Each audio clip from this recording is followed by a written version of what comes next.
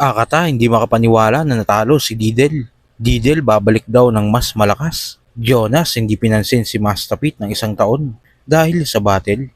At EJ Power at M-Site, tama ang prediksyon kay Steven. Alamin natin ang mga yan, so tara.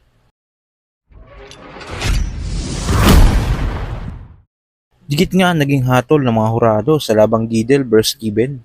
3-2 na pumabor kay Steven. Patrunado! 3-2! Sa finals, mag-end tayo lahat para kay Steven.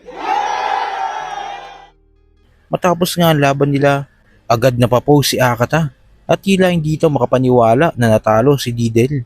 Dahil kung maalala nyo, si Didel ang bias ni Akata sa Langit Lupa Tournament. Didel ako ha, langit lupa ha, langit lupa, Didel ako ha, Didel ha. Knockout shit yun pare, puki ng inang yan. Ng battle rapper, ganyan magsulat, ganyan mag-perform, ganyan mag-battle rap. God damn man, angas, astig. Ang bangis sir, pinakamalakas yata ng Mindanao to eh. Para sa akin lang, mas malakas kay Sakto. Nakakita bangis, boy. Classic, brother. Napapost nga din si Didel sa kanyang FB page at nagpasalamat ito sa mga sumuporta sa kanya at nangakong muling magbabalik. Hindi unang talo, and most likely hindi rin tapanghuli.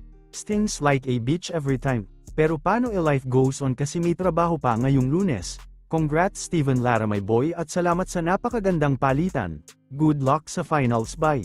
Salamat sa mga sumuport at sumubaybay, most of all my family and friends.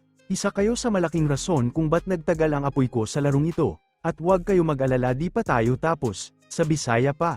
Hilasgia Punta, Lahos. Sa kabilang balita naman, close nga na may tuturing si Jonas at Mastapit dahil sa nagsama na sila sa palabas na Batang Quiapo at pareho pa silang tiga Cavite. Minsan na ding nag-guest ni Jonas si Mastapit sa kanyang YouTube channel, pero noon pala ay nag-battle sila sa isang underground league at pinersonal nga daw siya ng gusto ni Mastapit. Talagang sinaktan niya ng gusto si Jonas at nauga talaga ito dahil hindi niya inaasahan na sasabihin sa kanya yung mga ganon ni Mastapit. Kaya simula noon, isang taon daw hindi kinausap ni Jonas si Masta. Oo. At saka kuya kasi pag hindi mo kaibigan, ay pag ang kalaban mo ay hindi mo kaibigan, alam mong sasaktan ka niyan. Sasaktan ka niyan, alam mo, edi gagawin mo rin yung dapat mong gawin. Kasi pag kaibigan mo, tapos nakarinig ka sa kaibigan mo ng hindi mo inaasahan, masakit yun.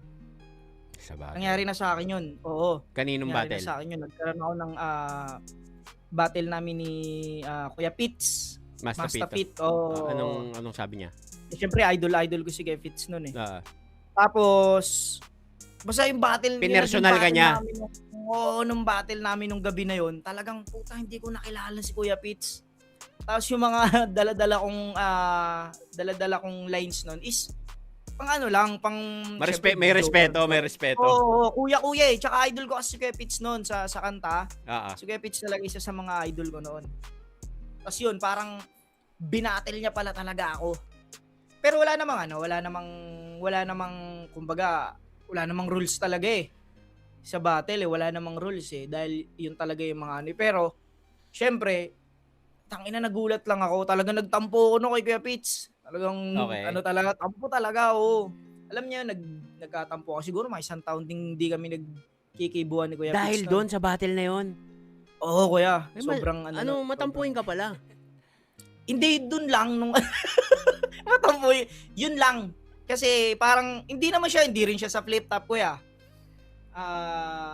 Kumbaga yung battle na yon, walang video yun. Ay meron pero hindi talaga siya para sa hip hop. Dun lang yun sa event na yon. Oo.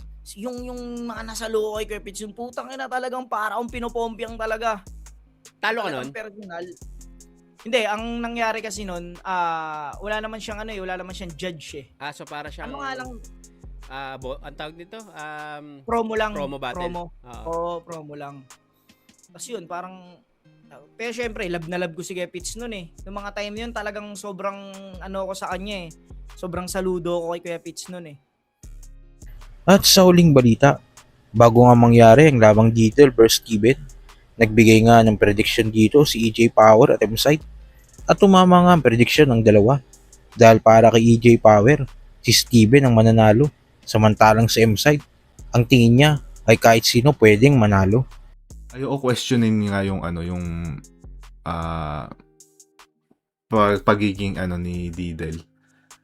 Yung pagiging battle rap intelligence niya, ayoko questionin, pero angle wise din feeling ko anong sasabi niya ay Steven kumpara kay Steven na pwede mas maraming masabi kay Diddle angle wise pero Tsaka burden din talaga ni Diddle. hindi ko dinidisregard Yun yung nga talaga yung problema.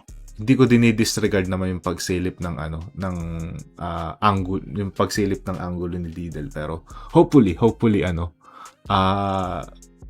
makaano siya dito, makakuha siya ng magandang strategy kay Steven against kay Steven. Pero yun para sa akin Steven ako dito sa mga circumstansya lang na ng mga alam mo yun mga status nila, yung status nila.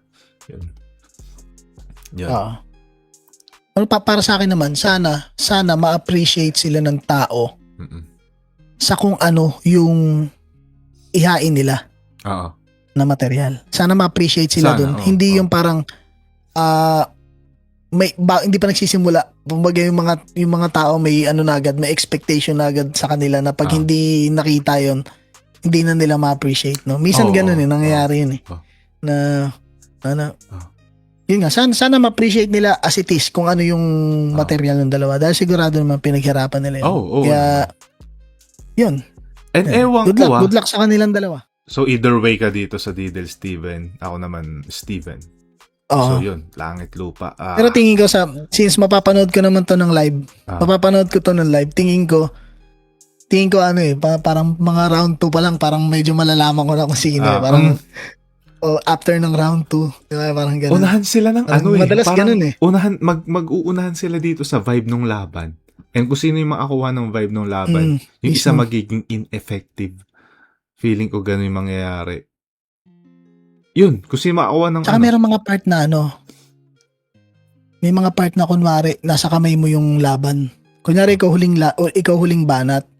May mga ganun nasa kamay na ito yung nasa mga bibitawan mo nakasalalay kung sino yung mananalo ngayon. So kay ba mga quiz, ano masasabi nyo sa mga sinabi ni EJ Power at M-Side? At kung mangyari ngayon ang labang Jonas vs Master Pit, kanino kayo dito? Kung naman ang saloobin mo, comment mo lang sa baba. Mapag-usapan natin yan. Sa inyo lang. God bless.